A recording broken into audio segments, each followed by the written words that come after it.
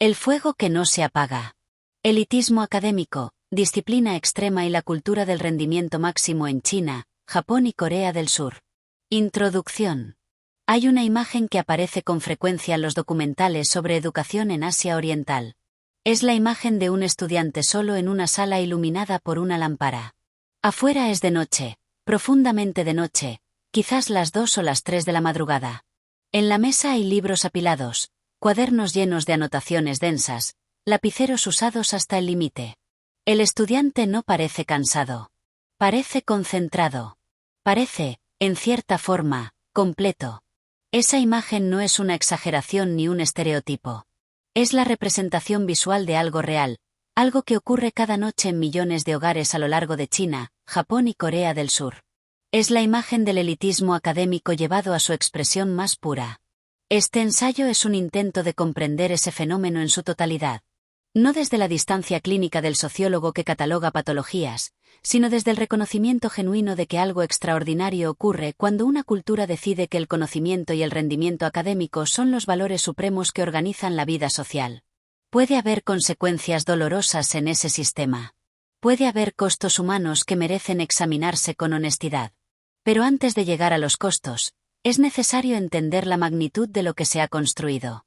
Y lo que se ha construido en el noreste de Asia en materia de cultura académica es, sin exageración, uno de los fenómenos más impresionantes de la historia humana. Los 3 países que examinaremos comparten una herencia confuciana que valora el estudio como actividad central de la vida buena. Pero cada uno ha desarrollado esa herencia de formas distintas, con instituciones distintas, con presiones distintas y con estilos de excelencia distintos. China tiene la historia más larga y la escala más gigantesca. Japón tiene la interiorización más profunda y el ritual más elaborado. Corea del Sur tiene la intensidad más visible y la competencia más declarada. Juntos forman un triángulo de elitismo académico que no tiene paralelo en ninguna otra región del mundo. Lo que sigue es un recorrido por ese triángulo. No es un recorrido neutral. Es un recorrido escrito con admiración por la capacidad humana de llevar el esfuerzo intelectual hasta sus límites, y más allá. Parte I. China, el imperio del mérito. La invención del mérito como principio de gobierno. Para entender el elitismo académico chino hay que retroceder más de 1000 años.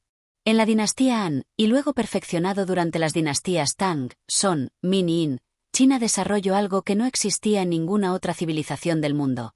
Un sistema de examinación abierto, teóricamente accesible a cualquier hombre del imperio independientemente de su origen, que determinaba quiénes podrían gobernar el país. Ese sistema se llamaba Keju, y su existencia durante más de 13 siglos es uno de los hechos más notables de la historia política y educativa de la humanidad. El Keju era un examen de conocimiento clásico. Los candidatos debían memorizar y dominar los textos confucianos fundamentales, los 4 libros y los 5 clásicos, hasta el punto de poder citarlos de memoria, comentarlos, escribir sobre ellos con elegancia literaria y aplicarlos a problemas de gobierno. El examen tenía múltiples niveles. El nivel local, el provincial y el imperial. Solo quienes superaban el nivel imperial, el Jinsi, accedían a los puestos más altos de la burocracia. Y el porcentaje de éxito era devastadoramente bajo. En algunos periodos, menos del 1% de los candidatos que se presentaban al nivel provincial lo superaban. Las consecuencias de ese sistema sobre la cultura china fueron profundas y duraderas. La primera consecuencia fue la creación de una clase letrada, los mandarines, que derivaba su autoridad no de la herencia de sangre sino del conocimiento demostrado. Eso era radicalmente diferente de la aristocracia europea, donde el poder se heredaba. En China, al menos en principio, cualquier campesino que estudiara lo suficiente podía llegar a gobernar una provincia.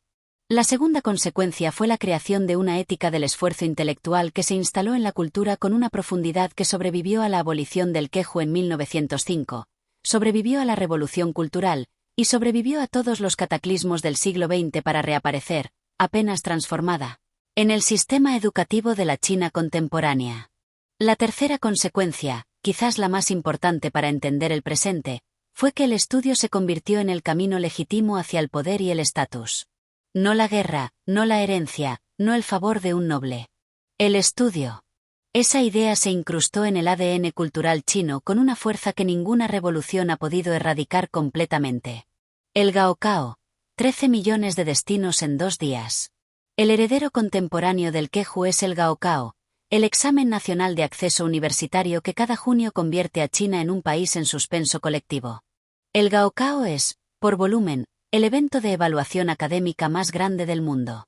Cada año lo presentan aproximadamente 13 millones de estudiantes. Para ponerlo en perspectiva, eso es más que la población total de muchos países europeos, todos concentrando su esfuerzo en 2 días que determinarán, en medida significativa, el curso de sus vidas. El examen cubre chino mandarín, matemáticas e inglés como áreas obligatorias, más materias optativas según la especialidad elegida. Pero describir el Gaokao por su contenido es como describir el Everest por su altitud. Lo que define al Gaokao no es lo que examina sino lo que significa. Significa que 12 años de educación, miles de horas de estudio, el esfuerzo y los sacrificios de toda una familia, se concentran en ese momento. El puntaje obtenido determina a qué universidades puede postular el estudiante. Y en China, la diferencia entre una universidad y otra no es solo una diferencia de calidad académica. Es una diferencia de destino. En la cúspide del sistema universitario chino están Peking University, conocida como Beida, y Tsinghua University. Estas 2 instituciones no son simplemente las mejores universidades de China. Son instituciones que generan redes de poder, acceso y conexión que duran toda la vida. Sus egresados dominan la política, la ciencia, la empresa y la cultura del país de una forma que no tiene paralelo en ningún otro sistema universitario del mundo con posible excepción de las grandes écoles francesas. Entrar a Beida o a Tsinghua no es entrar a una universidad. Es entrar a una categoría de persona. Por debajo de ese pico absoluto existe una jerarquía muy clara. Las universidades del Grupo 985, llamadas así porque su creación fue anunciada en mayo de 1998, son las instituciones de investigación de primer nivel. Son 39 universidades. Por debajo están las del Grupo 211. Y por debajo, el resto. Cada nivel de esa jerarquía corresponde a rangos de puntaje en el Gaokao, y cada nivel determina tipos de oportunidades de empleo, tipos de redes sociales, tipos de matrimonios posibles. La jerarquía no es invisible ni tácita. Es explícita, públicamente reconocida y socialmente operante. Los niños superdotados y el sistema de selección extrema. Dentro del sistema chino existe una capa adicional de selección que va más allá del Gaokao ordinario. Las Olimpiadas de Matemáticas, Física, Química, Biología e Informática tienen en China un estatus que no existe en ninguna otra parte del mundo. Los estudiantes que ganan medallas en las Olimpiadas internacionales, y en particular en la Olimpiada Internacional de Matemáticas, son tratados como héroes nacionales. Universidades como Beida y Tsinghua los admiten directamente, sin necesidad de Gaokao. Sus fotografías aparecen en los periódicos. Sus pueblos natales los celebran. Ese nivel de atención no es accidental. Refleja una decisión deliberada del Estado chino de identificar y cultivar el talento excepcional con la misma intensidad con que se identifican y cultivan otros recursos estratégicos. La inteligencia humana en su nivel más alto es considerada un recurso nacional. Y los sistemas diseñados para encontrarla, desarrollarla y desplegarla son extraordinariamente sofisticados.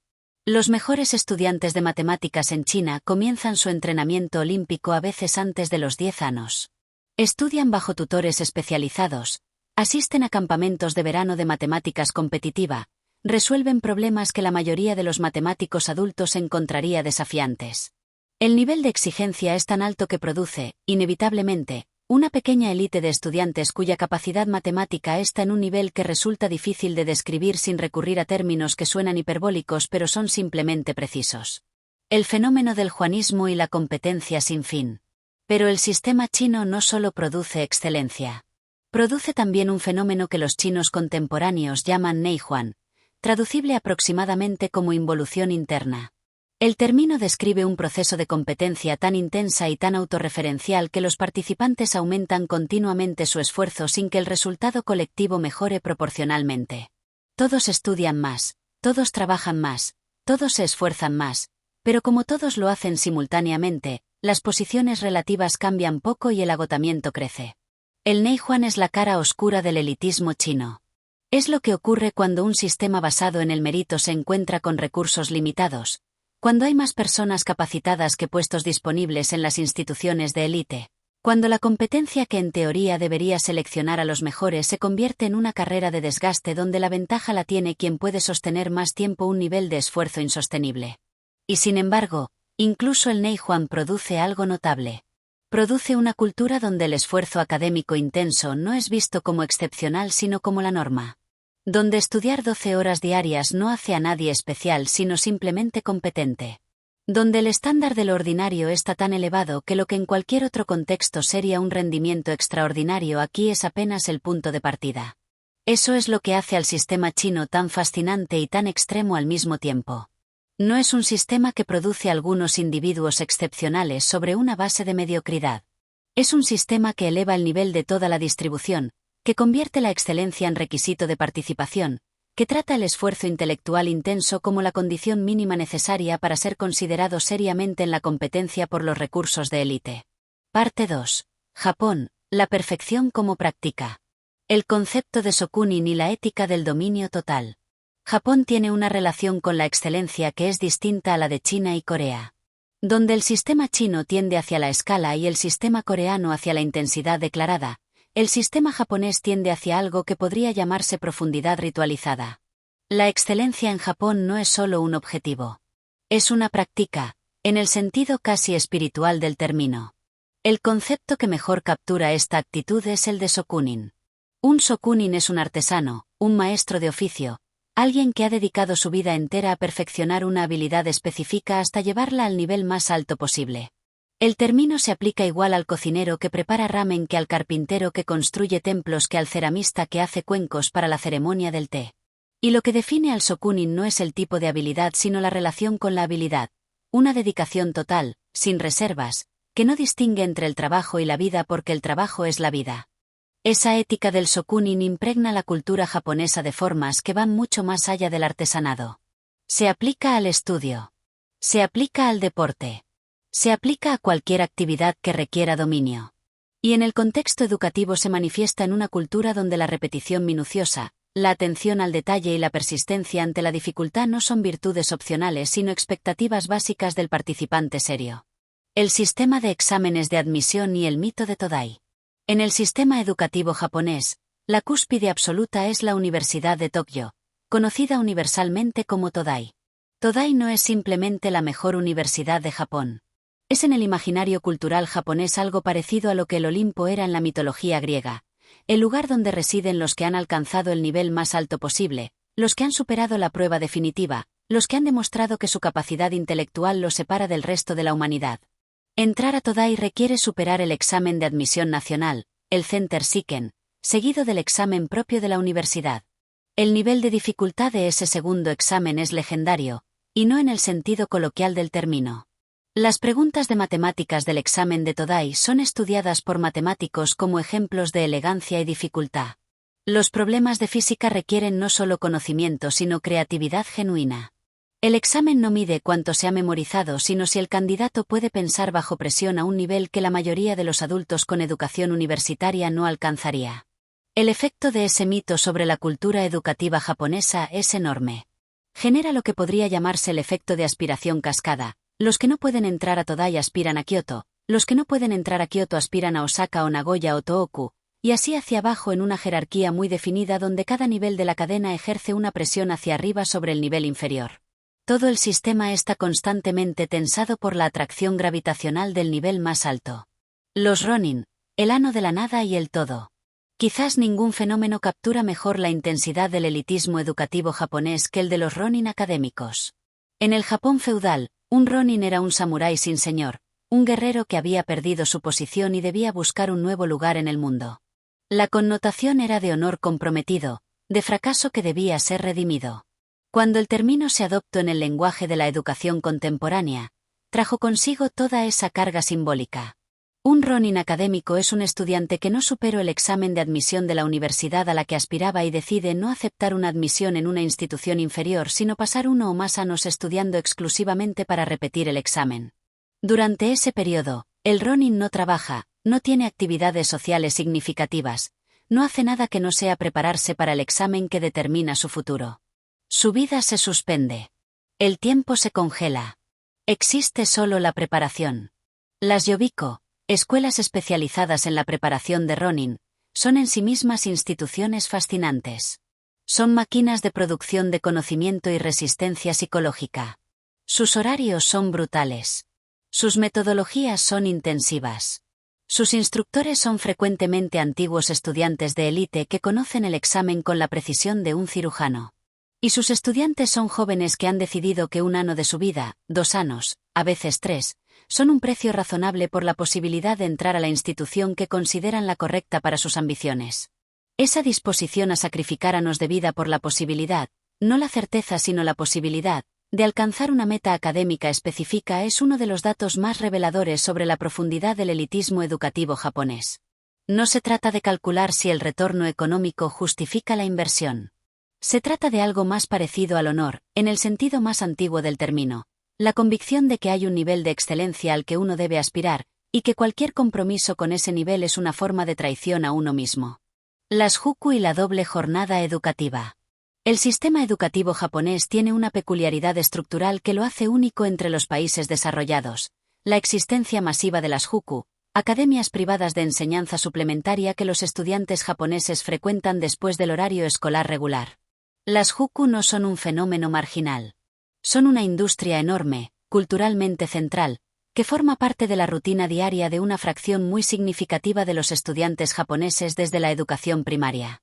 Un estudiante japonés típico de preparatoria que aspira a una universidad de primer nivel termina su jornada escolar regular alrededor de las 3 o 4 de la tarde, va a casa a cenar rápidamente, y luego asiste a la Juku desde las 6 hasta las 9 o 10 de la noche. Los fines de semana tienen clases adicionales. Las vacaciones de verano tienen programas intensivos. La jornada educativa efectiva de estos estudiantes no es la jornada escolar oficial. Es una doble jornada que suma 12, 14, 16 horas diarias de actividad relacionada con el aprendizaje durante los periodos de mayor presión. Lo que es notable sobre este sistema no es solo su intensidad sino su normalidad. Las familias japonesas planifican el presupuesto familiar incluyendo el costo de las Juku como una partida necesaria, como se planifica el alquiler o la alimentación. La pregunta no es si el hijo asistirá a una Juku sino a cuál Juku asistirá. Es un consenso cultural tan profundo que cuestionarlo públicamente requiere cierto coraje intelectual. Parte 3. Corea del Sur, la competencia como cosmovisión. El Suneun, el examen que paraliza una nación. Si hubiera que elegir un único evento en el mundo que ilustrara con mayor intensidad lo que el elitismo educativo puede llegar a ser cuando una sociedad lo convierte en su valor central, ese evento sería el Suneun, el examen de aptitud universitaria de Corea del Sur, que se celebra cada noviembre en un día que el país entero vive de una forma que no tiene paralelo en ninguna democracia liberal del mundo. El día del Suneun, los vuelos comerciales alteran sus rutas para no sobrevolar las escuelas durante las pruebas de escucha en inglés. La bolsa de valores retrasa su apertura para que los padres que llevan a sus hijos al examen no lleguen tarde al trabajo. Las obras de construcción se detienen en los barrios donde hay centros de examen para reducir el ruido. La policía moviliza unidades especiales para transportar a los estudiantes que llegan tarde. Los soldados en servicio militar activo que tienen permiso ese día lo extienden si deben presentar el examen. El país, literalmente, se reorganiza alrededor de ese día. Esa reorganización no es impuesta por el gobierno. Es espontánea, cultural, el resultado de un consenso social tan profundo sobre la importancia del examen que cada actor institucional lo incorpora voluntariamente en su planificación. El Suneun no es un examen. Es el momento en que la cultura coreana revela sus prioridades más profundas con una transparencia que pocas sociedades tienen el coraje o la coherencia de mostrar. Las universidades SKY y la jerarquía que lo determina todo.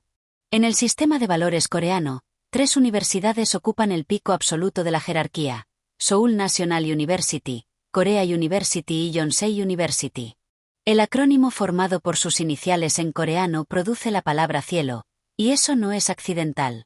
Las universidades SKY no son simplemente instituciones de excelencia académica. Son, en el imaginario cultural coreano, el destino de los elegidos, el lugar donde se forman quienes gobernarán el país, dirigirán sus empresas más grandes y definirán su cultura. La diferencia entre entrar a una universidad SKY y no entrar puede ser, en el contexto coreano, la diferencia entre 2 vidas completamente distintas. No solo en términos de salario inicial o de acceso a ciertas empresas, aunque esas diferencias son reales y documentadas, sino en términos de la red social que se construye, de las personas con quienes se comparte el tiempo durante los años formativos, de la forma en que se es percibido durante el resto de la vida profesional y social. En Corea, preguntar a qué universidad fue alguien no es considerado grosero. Es considerado información relevante sobre quién es esa persona. Las facultades de medicina de las universidades SKY son la cúspide de la cúspide. Los puntajes de Suneun requeridos para entrar a medicina en esas instituciones son los más altos del sistema. Y el estatus social de un médico egresado de medicina en Seoul National University es, en el contexto coreano, prácticamente inigualable. No hay carrera que combine de la misma forma ingresos altos, estabilidad total, estatus social máximo y respeto genuino. La medicina en Corea no es una carrera de servicio. Es la carrera de la élite. Los Hagwon y la industria del rendimiento. Lo que las Juku son en Japón, los Hagwon son en Corea, pero con una intensidad adicional que refleja las diferencias entre las dos culturas. Los Hagwon son academias privadas de enseñanza suplementaria que operan en Corea con una ubicuidad y una escala que los convierten en uno de los fenómenos educativos más notables del mundo contemporáneo. En los barrios educativos de Seúl, especialmente en Daechidon en el distrito de Gangnam, la concentración de Hagwon es tan alta que el paisaje urbano está definido por ellos. Son edificios enteros dedicados exclusivamente a la preparación académica, donde cada piso aloja una academia distinta especializada en una materia diferente. Un estudiante de preparatoria puede pasar su tarde en el Hagwon de matemáticas en el tercer piso, subir al de inglés en el quinto, continuar al de química en el séptimo, y terminar la noche en el octavo con una clase de preparación específica para el Suneun. El gasto de las familias coreanas en Hagwon es uno de los más altos del mundo como porcentaje del ingreso familiar dedicado a educación privada. Familias de clase media gastan en academias privadas sumas que representan una fracción muy significativa de su ingreso disponible. Familias de clase alta gastan sumas que en cualquier otro contexto serían consideradas escandalosas. Y todo esto con la plena conciencia de que el vecino, el compañero de trabajo, el familiar, está haciendo lo mismo o más. La presión es horizontal además de vertical. No solo el sistema empuja hacia arriba. La comparación social entre pares empuja con igual o mayor fuerza. Noryangjin, la ciudad de los que esperan. A unos kilómetros del centro de Seúl, en el distrito de Noryangjin, existe un barrio que es en sí mismo un monumento al elitismo educativo coreano llevado a su expresión más extrema. Noryangjin es el distrito donde viven y estudian los candidatos a los exámenes de servicio civil coreano, los exámenes que determinan quién ingresa a la burocracia estatal en sus niveles más altos y más codiciados.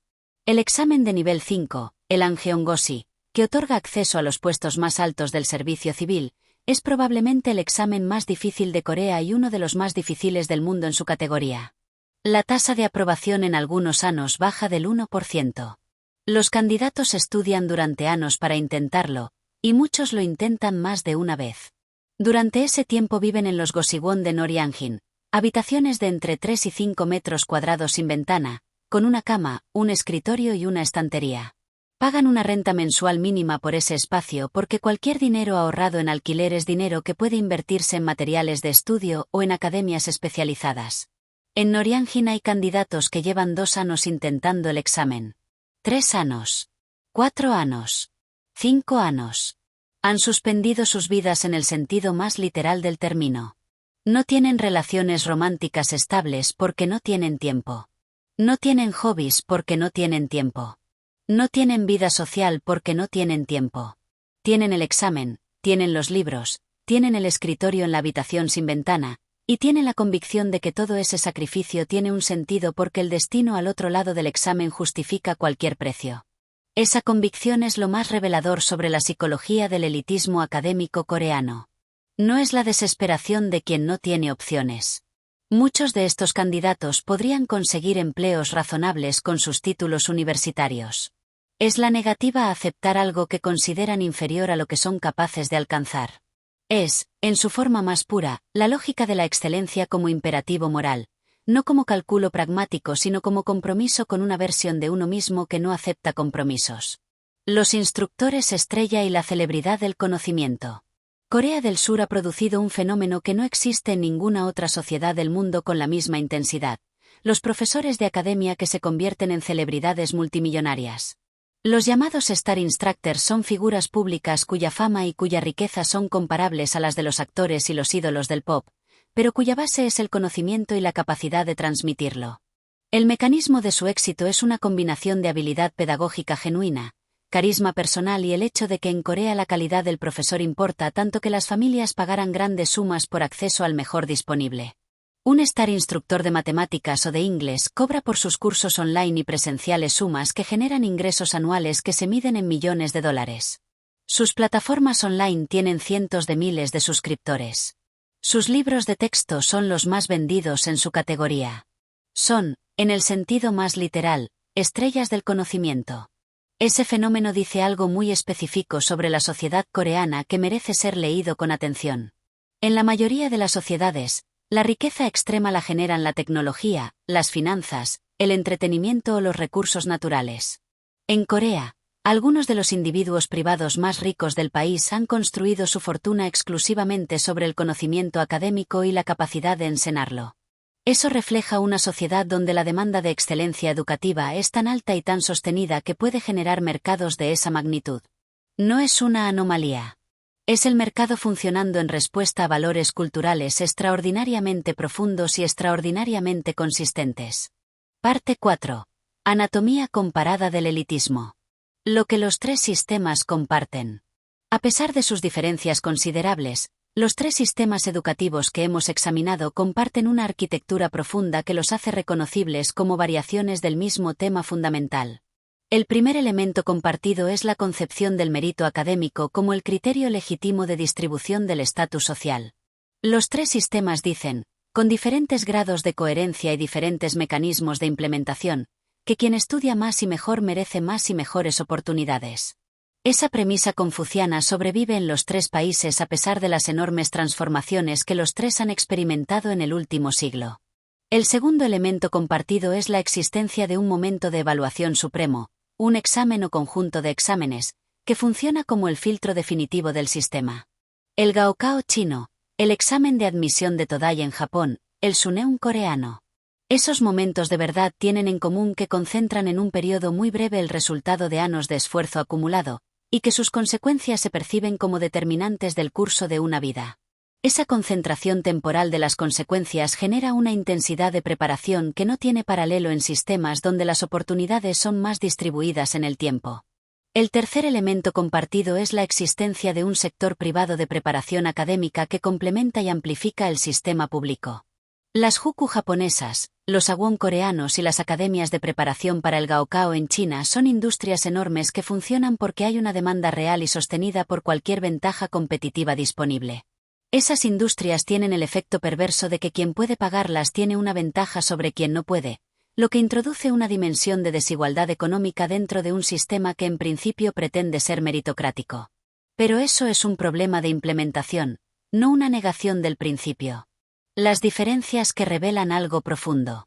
Pero las diferencias entre los tres sistemas son igualmente reveladoras.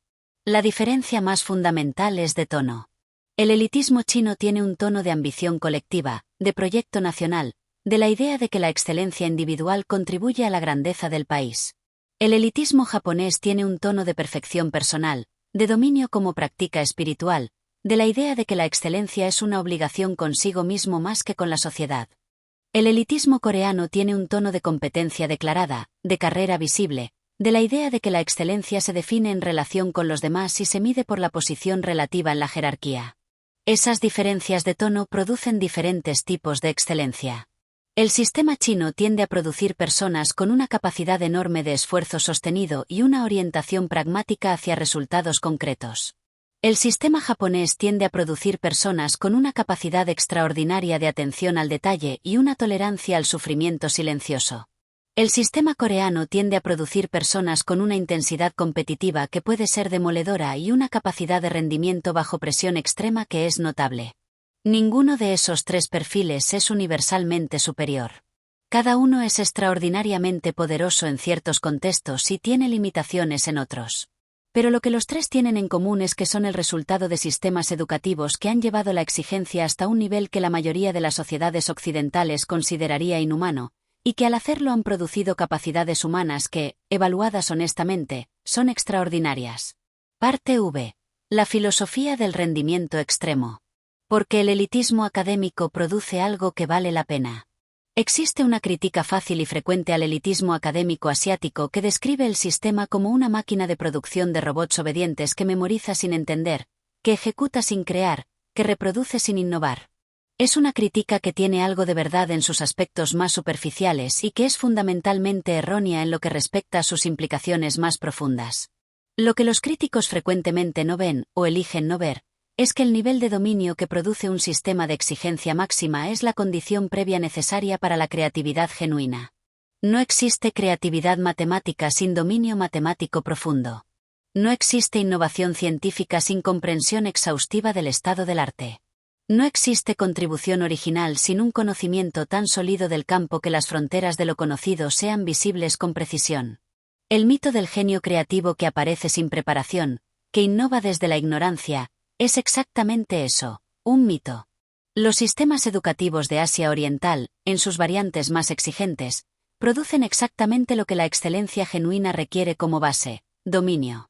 Un dominio tan profundo que los conceptos fundamentales se vuelven reflexivos, tan automatizados que la mente puede operar en el nivel de los problemas realmente difíciles sin gastarse en los elementales.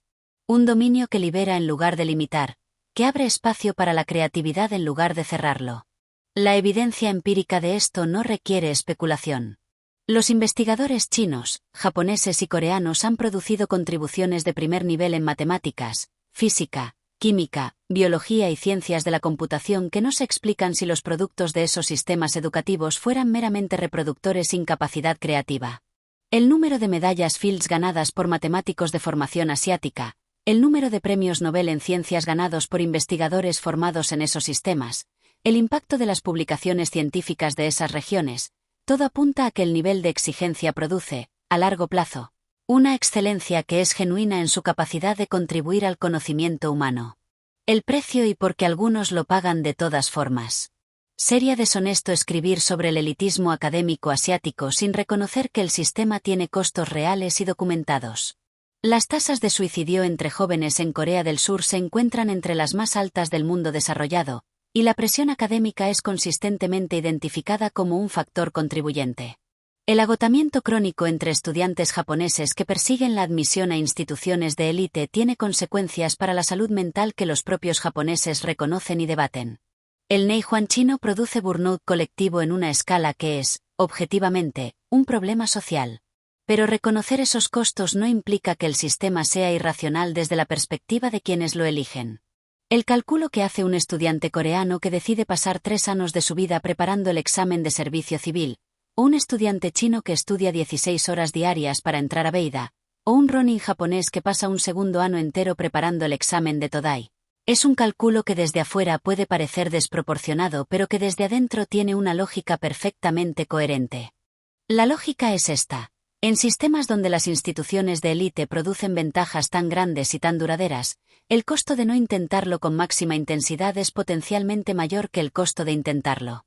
Si la diferencia entre entrar y no entrar a una institución de primer nivel determina el tipo de vida que se va a tener, entonces el sacrificio de 2 o 3 años de bienestar inmediato puede ser racional si la probabilidad de éxito es suficientemente alta y el valor del premio suficientemente grande.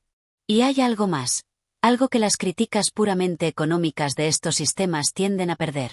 Para muchos de los estudiantes que los transitan, el esfuerzo no es solo un medio para un fin. Es en sí mismo una forma de vida que tiene un valor intrínseco. Hay algo en el dominio de algo difícil, en la superación de límites propios, en la experiencia de llevar la mente hasta su límite y descubrir que puede más, que produce una satisfacción que no se reduce a ningún cálculo de costos y beneficios. Los estudiantes que han transitado esos sistemas y han salido adelante frecuentemente recuerdan ese periodo con una mezcla de horror y orgullo que es perfectamente coherente. Fue terrible y fue lo mejor que me ha pasado. Lo que el resto del mundo no comprende sobre estos sistemas. Existe en las críticas occidentales al elitismo educativo asiático una forma de condescendencia que merece ser nombrada. Es la condescendencia de quien, desde una posición de privilegio histórico acumulado, se permite juzgar como excesivo el esfuerzo de quienes no tienen ese privilegio y deben construirlo desde cero a través de la única vía que les queda abierta, el mérito demostrado. Durante siglos, China, Japón y Corea vivieron bajo condiciones de pobreza, dominación exterior o aislamiento forzado que les negaron las ventajas que el mundo occidental acumulaba. La intensidad con que esas sociedades abrazan el mérito académico como vía de movilidad social y de poder nacional no es una patología cultural. Es una respuesta perfectamente racional a una historia específica. Es el reconocimiento de que en un mundo donde el conocimiento es poder, la única forma de recuperar una posición de dignidad y de influencia es produciendo personas con niveles de competencia que no puedan ser ignorados. El estudiante que estudia 16 horas en una habitación sin ventana en Norianjin no es una víctima del sistema. Es alguien que ha tomado una decisión sobre cómo quiere invertir su tiempo y su capacidad en función de lo que valora y de lo que quiere alcanzar. Esa decisión puede no ser la correcta para todos. Pero el respeto intelectual exige reconocer que es una decisión coherente tomada por un agente con información sobre su propio contexto, no un error producido por la falsa conciencia que alguien con menos presión en su vida puede ver con más claridad. Conclusión: el fuego que no se apaga. Volvamos a la imagen del estudiante solo en la sala iluminada a las 2 de la madrugada. Ahora que hemos recorrido la historia y la estructura de los sistemas que producen esa imagen, podemos verla con mayor profundidad. Ese estudiante es el heredero de 1000 años de quejo imperial, de generaciones de hombres que vieron en el estudio la única vía legítima hacia una vida mejor. Es el producto de una sociedad que ha decidido que el esfuerzo intelectual es el valor supremo, que el dominio del conocimiento es la forma más alta de ambición, que la disciplina sostenida en el tiempo es el carácter que más importa cultivar. Es alguien que lleva en su práctica diaria el peso de una tradición cultural que se remonta más atrás de lo que cualquier Estado-nación contemporáneo puede reclamar. Y es también algo muy contemporáneo. Es alguien que sabe, con la precisión que solo da la información directa y la observación del propio contexto, que el mundo recompensa el dominio. Que las instituciones que produce el esfuerzo extremo abren puertas que de otra forma permanecen cerradas. Que la diferencia entre el que llega y el que no llega frecuentemente no es de talento innato sino de disciplina sostenida, de la capacidad de estar presente en el escritorio cuando la mente pide descanso y el cuerpo pide movimiento. Hay algo que los 3 sistemas que hemos examinado comparten más allá de sus diferencias, algo que es quizás lo más importante que producen y lo que los hace genuinamente admirables desde cualquier perspectiva honesta. Producen personas que saben lo que es llevar algo al límite. Personas que han descubierto, en la experiencia concreta del esfuerzo prolongado, que los límites que creíamos tener son frecuentemente más movibles de lo que pensábamos. Personas que tienen en su memoria corporal la experiencia de haberse exigido más de lo que creían posible y haber sobrevivido, y haber salido del otro lado con algo que no tenían antes. Esa experiencia, ese conocimiento vivido del propio límite y de la posibilidad de superarlo, es quizás el regalo más duradero que un sistema educativo puede dar. No los contenidos específicos que se aprenden, que quedaran parcialmente obsoletos. No el título que se obtiene, que es importante pero contingente. Sino la convicción interna, construida sobre evidencia propia e irrefutable, de que se puede más de lo que se cree. El fuego que arde en la sala a las 2 de la madrugada no es el fuego del miedo, aunque el miedo puede estar presente. No es el fuego de la desesperación, aunque la presión puede ser agobiante. Es, en sus mejores momentos, el fuego de alguien que ha decidido que lo que quiere alcanzar merece el precio que cuesta. Que la excelencia no es una concesión arbitraria del destino, sino el resultado predecible de una práctica sostenida y honesta. Que el esfuerzo tiene dignidad en sí mismo, independientemente del resultado, porque es la expresión de quien se elige ser. Ese fuego no se apaga fácilmente. Quienes lo han tenido lo reconocen en los demás. Y quienes lo buscan saben que el camino hacia él empieza siempre en el mismo lugar, en la decisión, tomada en privado y sin testigos, de abrir el libro una vez más cuando todo lo demás dice que ya es suficiente. No es suficiente. Nunca lo es. Y esa negativa a conformarse con suficiente es, en última instancia, lo que distingue a los que hacen historia de los que la leen.